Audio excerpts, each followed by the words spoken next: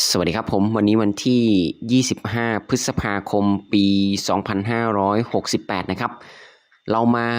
ต่อเนื่องกันนิดนึงสำหรับคลิปก่อนหน้านะครับเราได้อธิบายสำหรับสินเชื่อสร้างเครดิต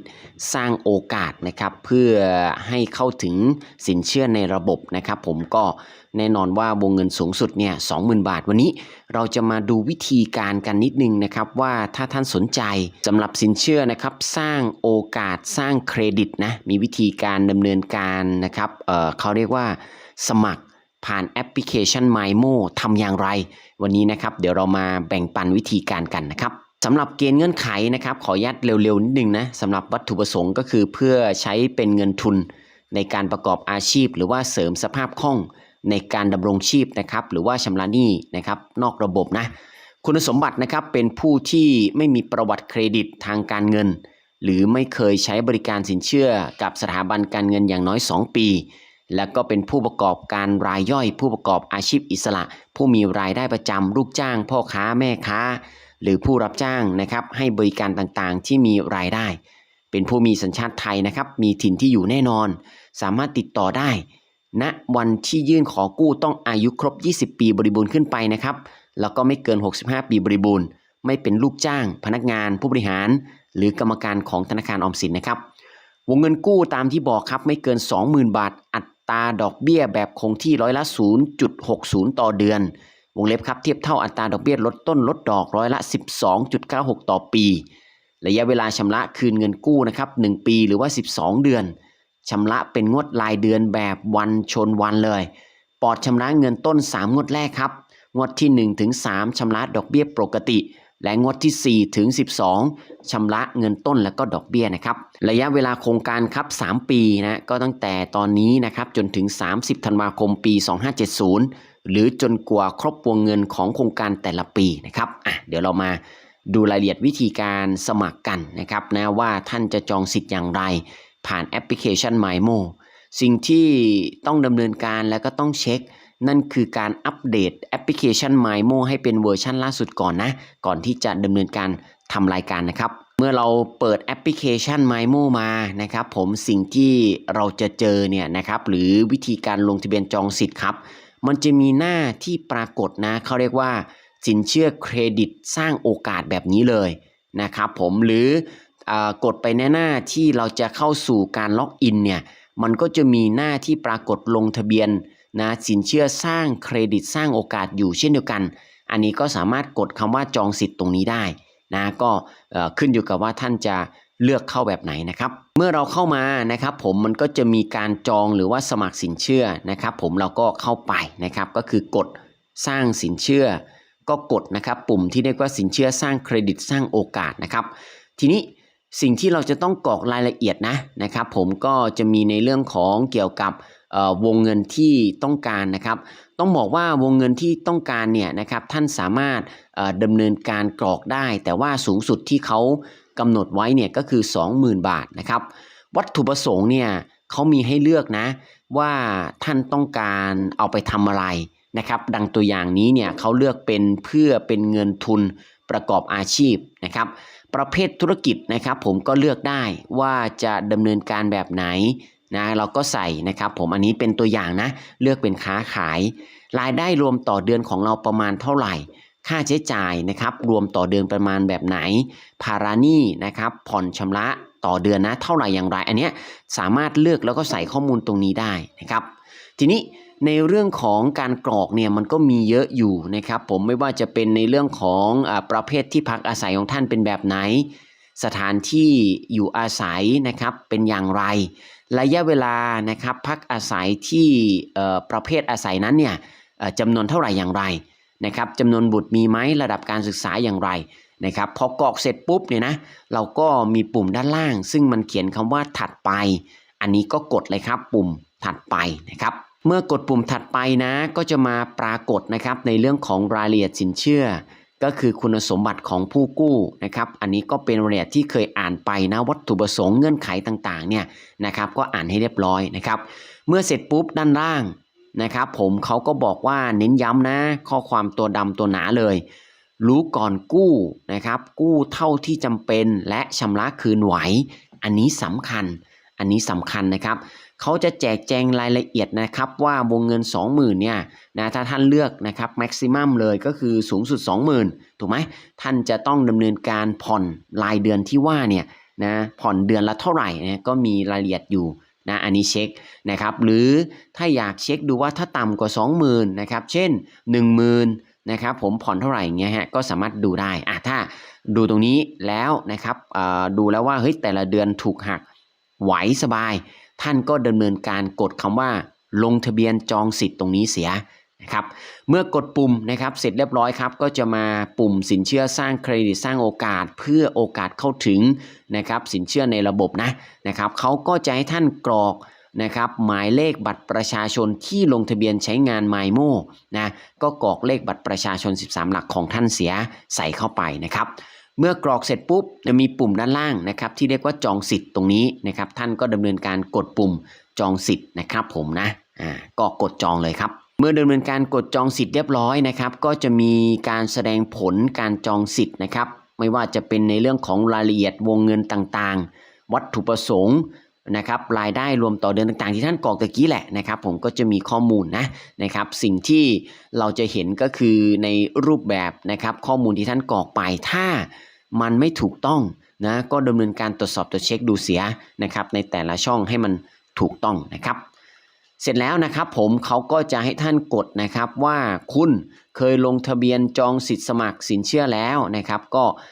ก็ให้ดูนะครับตรงนี้ก็ปิดไปหรือว่าจะดูผลก็แล้วแต่สามารถดูได้นะครับเสร็จปุ๊บนะครับเวลาเราจองเสร็จเนี่ยนะครับเขาก็จะบอกว่าในเรื่องของการแจ้งเตือนนะครับว่าเมื่อเราจองสิทธิ์ไปนะเขาบอกว่าถ้าลูกค้า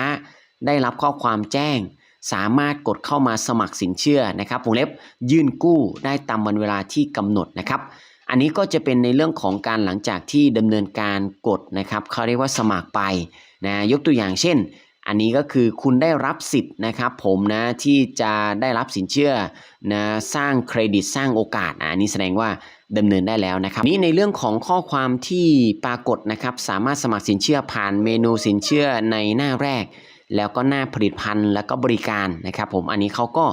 ระบุนะว่าจะต้องดำเนินการตั้งแต่กี่โมงเป็นต้นไปอันนี้ก็เป็นการแจ้งเตือนนะครับทีนี้เรามาดูในเรื่องของวิธีการสมัครต่อเนื่องจากการจองนะครับผมนะหรือว่ารูปแบบของการสมัครจองนะครับรูปแบบหรือว่าขั้นตอนในเรื่องของการสมัครนะครับผมก็เข้ามาที่แอปพลิเคชัน MyMo เหมือนเดิมนะครับแล้วก็ไปดูในเรื่องของการแจ้งเตือนนะครับทีนี้ตัวแจ้งเตือนก็ระบุนะครับท่านก็กดเพื่อยืนยันรับสิทธิ์เครดิตนะครับในเรื่องของสินเชื่อตัวนี้ถูกไหมนะครับพอกดเข้ามาปั๊บมันจะมีปรากฏสินเชื่อแล้วก็ลักษณะคล้ายๆกับทุกๆโครงการเลยนะก็จะมีในเรื่องของ3ขั้นตอนใหญ่ๆขั้นตอนแรกก็คือการขอสินเชื่อขั้นตอนที่2คือธนาคารพิจารณาอันนี้อยู่ประมาณ 3-7 วันแล้วแต่ว่าลูกค้าท่านไหนนะครับจะถูกการเขาเรียกว่าแจ้งเตือนนะครับในเรื่องการพิจารณาได้เร็วนะครับเสร็จแล้วนะครับเมื่อผ่านขั้นตอนที่2ก็สู่ขั้นตอนที่3ที่เรียกว่าการทำสัญญานะครับผมก็เป็น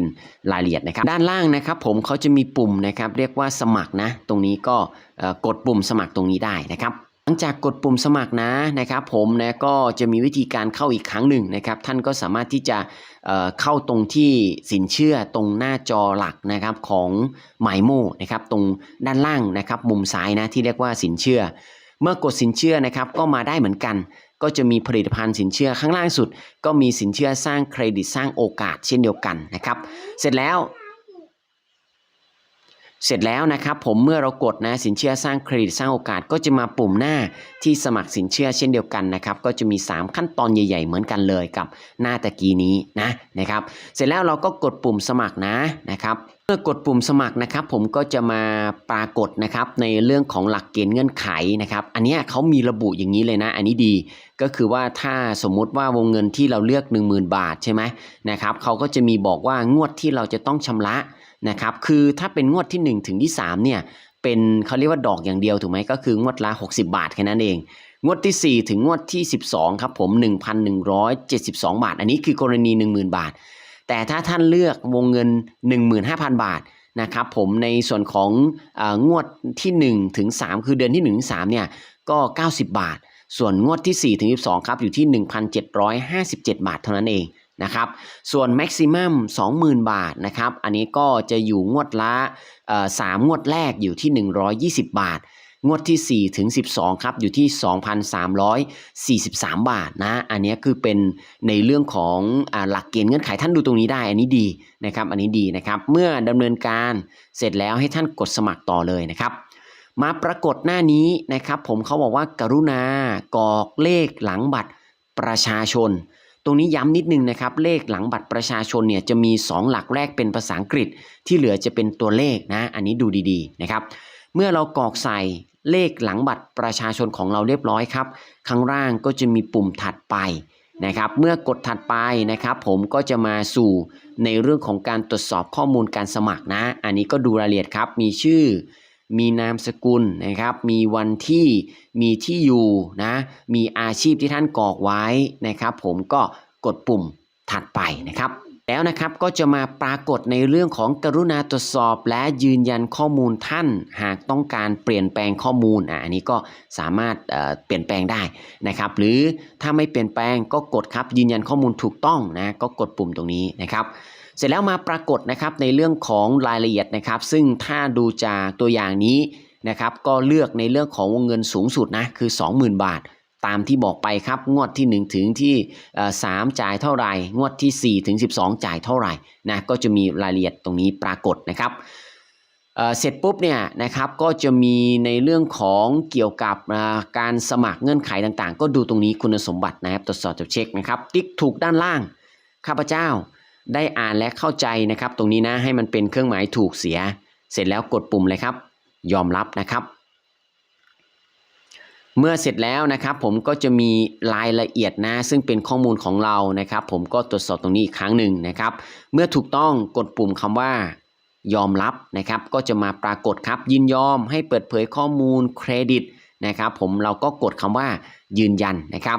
เมื่อเสร็จแล้วครับก็จะมาปรากฏหน้านี้นะครับผมให้ท่านเนี่ยใส่รหัส OTP ซึ่ง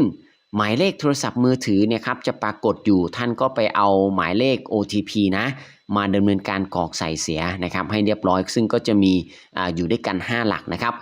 เมื่อกรอกใส่ก็กดปุ่มถัดไปนะครับเสร็จแล้วมาปรากฏนะครับในหน้าต่างอีกครั้งหนึ่งตรวจสอบอีกครั้งครับกดปุ่มถัดไปนะครับแล้วก็กดปุ่มถัดไป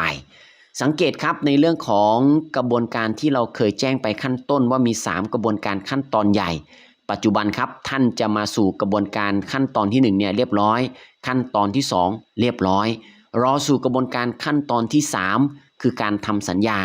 ในกระบวนการขั้นตอนนี้นะครับผมให้ท่านรอประมาณ3วันนะครับจากทางด้านของธนาคารจะดำเนินการพิจารณาข้อมูลดังกล่าวของท่านนะครับแล้วก็จะแจ้งผ่าน SMS หรือว่าแจ้งเตือนทางแอปพลิเคชัน MyMo แล้วท่านค่อยไปดำเนินการต่อนะเราถึงกระบวนการขั้นตอนนี้แล้วกันนะครับผมเพื่อจะให้เป็นแนวทางสำหรับท่านที่สนใจนะครับที่จะดำเนินการสมัครสินเชื่อดังกล่าวนะครับผมก็2กระบวนการเนาะก็คือการขอสินเชื่อแล้วก็การนะครับดำเนินการนะครับผมนะเพื่อจะให้ทางด้านของธนาคารพิจารณานะครับว่าท่านผ่านคุณสมบัติหรือไม่อย่างไรนะครับเดี๋ยวคลิปต่อไปนะครับเราจะมาดำเนินการว่าถ้าท่านได้รับสิทธิ์แล้ววิธีการทำสัญญาทำอย่างไรนะครับนี่ก็เป็นทั้งหมดทั้งมวลนะสำหรับวิธีการจองสิทธิ์แล้วก็การสมัครในเรื่องของสินเชื่อนะครับที่บอกไปครับสร้างโอกาสสร้างเครดิตวงเงินสูงสุด 20,000 บาทภาพประมาณนี้นะครับขอบคุณมากสำหรับการติดตามชมครับครั้งหน้านะครับเดี๋ยวเรามาดูกันวิธีการทำสัญญาหลังจากที่ท่านได้รับการอนุมัติจากธนาคารเรียบร้อยแล้วว่ามีวิธีการอย่างไรนะครับขอบคุณมากสำหรับการติดตามชมครับขอให้ท่านโชคดีและมีความสุขนะครับสวัสดีครับ